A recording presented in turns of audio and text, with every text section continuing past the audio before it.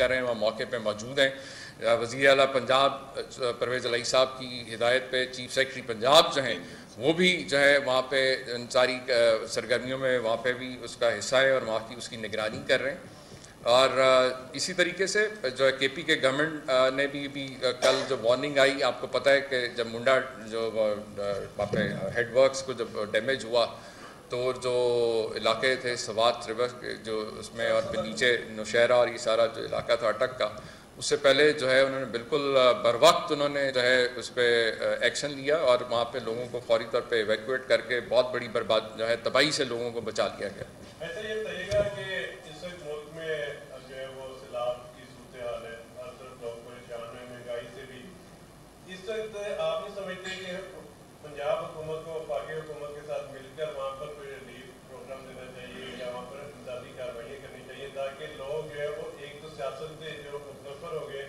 وہ بھی جو ہے وہ کچھ انہیں بھی ریلیف مل سکے کہ وہ بھی دیکھیں کہ سب لوگ مل کر جو ہے وہ آفت زدہ علاقوں کے لیے کام کریں. آپ نہیں سمجھتے کہ پنجاب حکومت کو وفاقی حکومت کے ساتھ مل کر؟ آپ نے بڑی اچھی بات کی. دیکھیں سیلاب زدہ جو صوبے ہیں بلوچستان, سندھ, کے پی کے, پنجاب کے ایریاز ہیں. وفاقی حکومت جو ہے وہ تو ایک آپ کو پتہ ہے وہ گورڑا سے لے کے جو ہے بارہ کاؤ تک ان کا ایریا ہے, وہاں پہ تو سیلاب نہیں ہے. تو امداد کی ضرورت جو ہے صوبوں میں, تو لہٰذا جس کو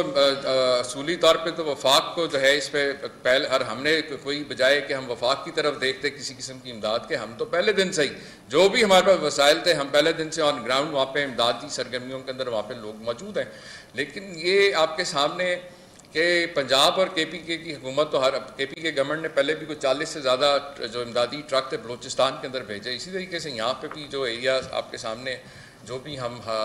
سورسز ہم نے سارے جو اس پہ فوکس کیے ہوئے تھے. لیکن ان سارے حالات کے اندر آپ کے سامنے کہ وفاقی حکومت کہ میں نے ابھی شروع میں ہی عرض کر دیا آپ کو کہ وزیر خارجہ بھی پہلی دفعہ نظر آیا جس کی سندھ میں حکومت ہے اور خود بھی وہ وفاقی حکومت کا بھی نمائندہ ہے, وہ تو پاکستان میں موجود ہی نہیں تھا. اسی طریقے سے وزیر اعظم جو ہے وہ خود جو وفاقی حکومت کا سربراہ ہے اس کی ترجیحات اور سیریسنس کا آپ اندازہ کر لیں کہ وہ کل آپ لوگوں کے شرم دلانے کے اوپر پہلی دفعہ جو ہے وہاں پہ نظر آیا ہے. جبکہ دیکھیں آن گراؤنڈ جن لوگوں نے کام کرنا ہوتا ہے وہ صبح جو ہے